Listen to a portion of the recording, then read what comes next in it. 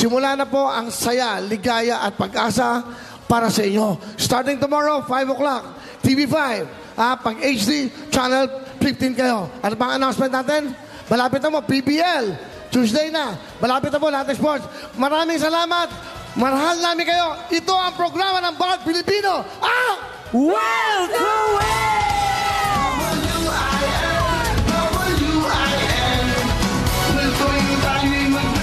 Thank you very much. Someday, thank you. Brought to you by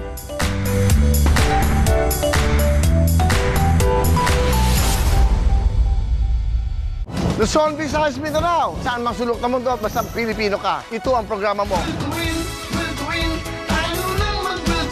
Basta may will to win ka, lagi kang panalo. Siyempre, sino ba dapat manalo? Ikaw ang bida dito. Lunes hanggang Biyernes, 5 to 6:30. Bago mag-frontline. Dito yan, sa TV5. Will to win, ha? Will to win!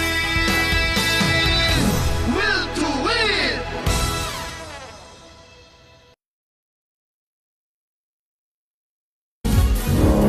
Una sa lahat,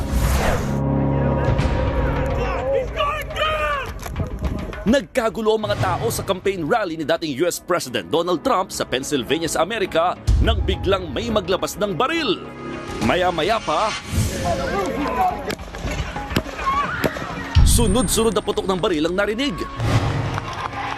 Sugatan ang dating US President.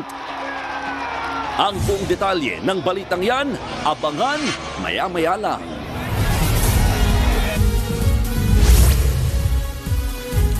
Magandang hapon, Pilipinas, kasama ang buong bersa ng News 5. Ito ang Frontline Pilipinas Weekend.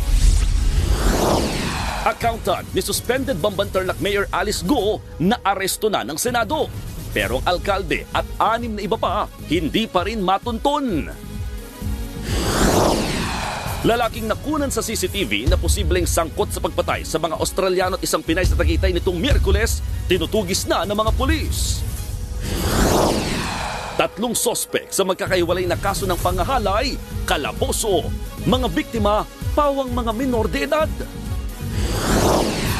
2 menor de edad, patay sa malaking sunog sa Davao City. Nation's girl group na BINI magpe-perform sa isang sikat na K-pop music festival sa Amerika. At Kuya Willie magbabalik na sa Kapatid Network bukas. Ang grandeng welcome back party dinagsa.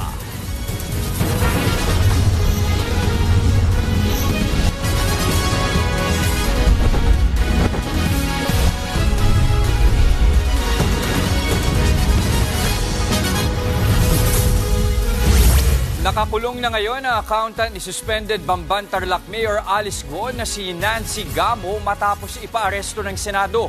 Pero ang alkalde at 6 na iba pang iniuugnay sa iligal na pogo, hindi